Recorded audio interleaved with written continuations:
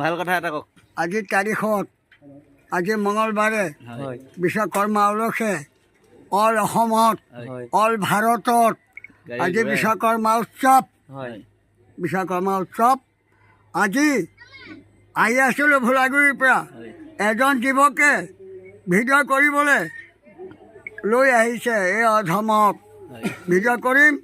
আহি এখন হোটেলত চাহ খাবলৈ সোমালোঁ। লগ পালোঁ, চাহ খাবলৈ সোমালোঁ। কেইজনমান যুৱকক মই লগ পালোঁ। যুৱক মানে তেওঁলোক মোৰ নাতিও হ'ব, তেওঁলোক মোৰ ছাত্ৰও হ'ব। লগ পালোঁ। লগ পাই আজি তেওঁলোকক লগ পাই বৰ আনন্দ পালোঁ। আৰু তেওঁলোকে কৈছে ক'ব লাগে ছাৰ, ক'ব লাগে ছাৰ, কৈছে ককা। এই ককাটোক মিষ্টাৰ ৰজা বনাই দিলে।